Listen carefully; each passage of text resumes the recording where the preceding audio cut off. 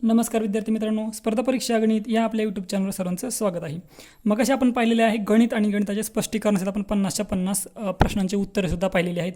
आता आपण पाहतोय मराठी म्हणजे भाषा विषय या विषयातले आपण सर्वच्या सर्व 25 प्रश्नाचं उत्तर आपण आजच्या या व्हिडिओमध्ये पाहणार आहोत. संच जो आहे तो संच आहे डी. आता या डी संचातला जो पहिला प्रश्न आहे तो काय आहे बघा. प्रश्न आहे आपल्याला पहिला प्रश्न आहे तो काय आहे बघा. पहिला प्रश्न आहे, पुढीलपैकी समानार्थी शब्दांची अचूक जोडी असलेला पर्याय ओळखायचा आहे.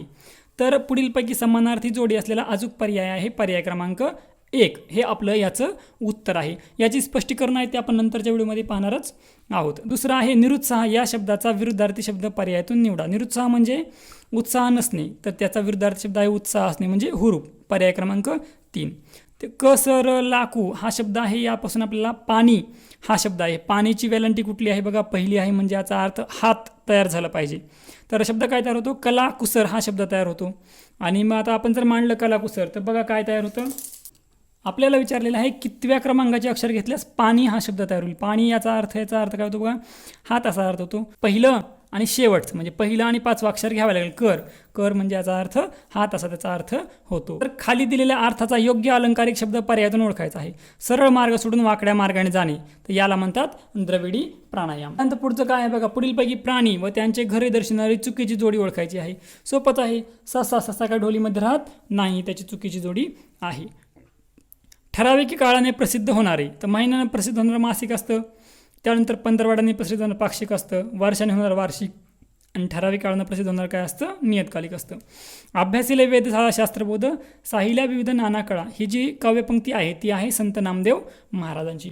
त्यानंतर पुढीलपैकी लेख व लेखक यांची अचूक जोडी ओळखायची आहे. तर यातली अचूक जोडी आहे पर्याय क्रमांक 3. कठीण समय येता हे जे आहे ते मनोहर भोसले यांनी लिहिलेला लेख आहे. उत्तरातला पहिला प्रश्न बघा काय आहे, डॉल्फिनच्या बाबतीत अचूक माहिती दर्शवणारा पर्याय निवडायचा आहे. तर डॉल्फिन मासा अंडा घालतो, तर डॉल्फिन मासे अंडे घालत नाही, तर सुद्धा त्याचं उत्तर दिलेलं आहे. डॉल्फिन विभिन्न प्रकारचे 32 आवाज काढतो असं दिलेलं आहे. इथं म्हणतो अनेक आवाज काढतो, म्हणजे याचा अर्थ ही माहिती जी आहे ती बरोबर आहे. पर्याय क्रमांक 2.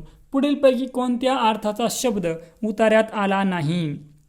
तर मीन म्हणजे मासा, त्यानंतर पारद आलेला आहे, विहग म्हणजे पक्षीसुद्धा आलेला आहे.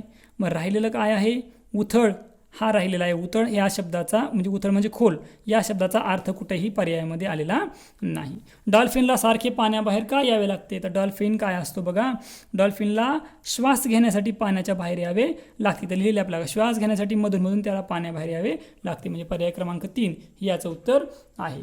त्यानंतर पुढचं काय आहे बघा, पुढं आहे कविता. पुढीलपैकी विशेषण नाम यांची कोणती जोडी कवितेमध्ये नाही असं दिलेलं आहे. तर ह्या दुसरा, तिसरा आणि चौथा या तिन्ही पर्यायाचे नाम आणि विशेषण दिलेले आहेत. भेदभाव हा शब्द नाम विशेषणाची जोडी नाही. त्यानंतर कवितेतील वर्णनाशी न जुळणारा कोणता पर्याय आहे. तर कवितेतील वर्णनाशी न जुळणारा एक पर्याय आहे, तो म्हणजे अमलांगाचे बंधन न तोडण्याची प्रतिज्ञा सर्वत्र केली आहे. ही याशी न जुळणारा पर्याय आहे. पुढचा प्रश्न आहे, पुढीलपैकी कोणत्या शब्दाचा समानार्थात शब्द कवितेत आलेला आहे. तर पण हा शब्द कवितेमध्ये आलेला आहे.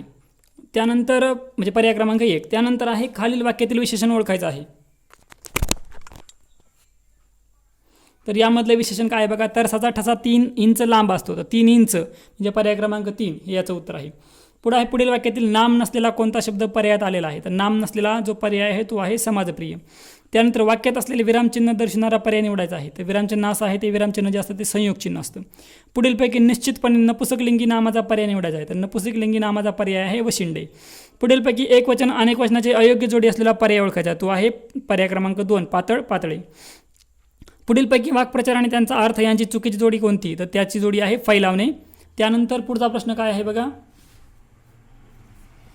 चौकटीतील अक्षरापासून तयार होणारा अर्थपूर्णी म्हणीतील कितव्या क्रमांकाची अक्षरे घेतल्यास सविताचा समानार्थी शब्द मिळतो. तर म्हण जे तयार होती ते होते बघा, न देखे रवी ते देखे कवी अशी म्हण तयार होते. आणि ज्यावेळेस आपण 5वं आणि 11वं अक्षर घेऊ त्यावेळेस त्याचा अर्थ सविता असा मिळतो. पुढं वाक्याचा सुसंगत परिच्छेद दिलेला आहे. परिच्छेदामध्ये बघा काय आहे, आज सारसबाग मुलांनी. आता परिच्छेद जो असतो तो कितव्या प्रश्नासाठी आहे, 22 ते 24 म्हणजे तिन्ही वाक्याचा एकमेकाशी संबंध असणं गरजेचं आहे. त्याला अनुसरून तुम्ही अगोदर तिन्ही वाक्य वाचून घ्या, त्यानंतर तुम्हाला उत्तर कळून जातील. आज सारसबाग मुलांनी गजबजलेली होती. त्यानंतर निमित्त होते बालमेळाव्याचे. बालमेळाव्याचं का निमित्त होतं, तर बालदिन दिलेला आहे. म्हणजे याचा अर्थ बालमेळाव्याचं नियोजन असणार आहे. बालदिनाचे औचित्य साधून मुलांनी आज टिंबटिंब करायचं ठरवलेलं आहे. तर मुलांनी आज काय ठरवलं आहे, धमाल करण्याचं ठरवलेलं आहे. खाली दिलेल्या वाक्यातील चुकीचा भाग असलेला पर्याय ओळखायचा आहे. तर यातला जो पर्याय आहे तो आहे अगदीपा म्हणजे ब. तर ब कुठं आहे बघा आपल्याकडे, पर्याय क्रमांक 3. हे होते आपले मराठीचे प्रश्न. पुढच्या व्हिडिओमध्ये आपण पाहणार आहोत मानसिक क्षमता म्हणजे आपली जी बुद्धिमत्ता असते त्याचे 50च्या 50 प्रश्नाचे उत्तर आपण आज पुढच्या व्हिडिओमध्ये पाहणार आहोत.